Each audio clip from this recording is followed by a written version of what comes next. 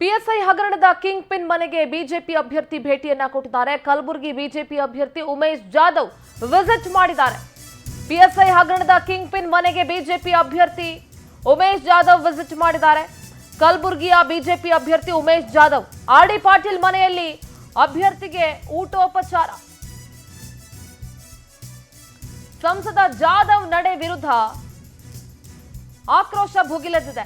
ಹಗರಣದಲ್ಲಿ ಜೈಲು ಸೇರಿದ್ದಾರೆ ಆರ್.ಡಿ. ಪಾಟೀಲ್. ಅವ್ರ ಮನೆಗೆ ಹಾಲಿ ಸಂಸದ ಜೊತೆಗೆ ಬಿಜೆಪಿ ಅಭ್ಯರ್ಥಿ ಆಗಿರುವಂತಹ ಉಮೇಶ್ ಜಾಧವ್ ಅವರು ಹೋಗಿ ಊಟೋಪಚಾರ ಮಾಡ್ಕೊಂಡು ಬರ್ತಾರೆ ಅಂತಂದ್ರೆ ಏನರ್ಥ? ಮನೆಗೆ ಭೇಟಿ ನೀಡಿ ಅವರ ಬೆಂಬಲವನ್ನ ಕೋರಿದ್ದಾರೆ ಉಮೇಶ್ ಜಾಧವ್. ಬಿಜೆಪಿಗೆ ತಿರುಗು ಬಾಣವಾಗಿ ಈ ಜಾಧವ್ ನಡೆ ಪರಿಣಮಿಸ್ತಾ ಇದೆ. ಅಲ್ಲರಿ, ಒಬ್ಬ ಆರೋಪಿ ಮನೆಗೆ ಹೋಗ್ಬಿಟ್ಟು ಇವರು ಬೆಂಬಲ ಕೊಡಿ ನನಗೆ ಅಂತ ಕೇಳ್ತಾರೆ ಅಂತಂದ್ರೆ ಅದರ ಅವಶ್ಯಕತೆ ಇದೆಯಾ ಉಮೇಶ್ ಜಾಧವ್ ಅವ್ರಿಗೆ? ಸಂಸದ ಜಾಧವ್ ನಡೆ ವಿರುದ್ಧ ಆಕ್ರೋಶ ಭುಗಿಲೆದ್ದಿದೆ. ಸಾರ್ವಜನಿಕರು ತೂಚಿ ಅಂತ ಹೇಳಲ್ವಾ?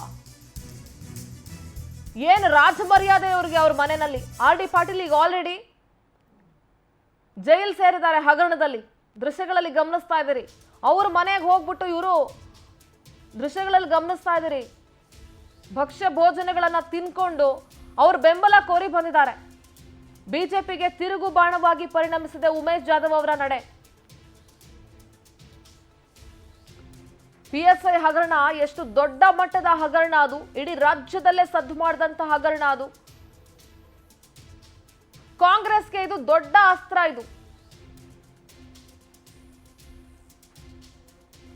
ಕಳೆದ ಸರ್ಕಾರದಲ್ಲಿ ನಡೆದಂತಹ ಹಗರಣ. ಇದು ಸದ್ಯ ಕಾಂಗ್ರೆಸ್ಗೆ ಇದು ದೊಡ್ಡ ಅಸ್ತ್ರವಾಗಿದೆ.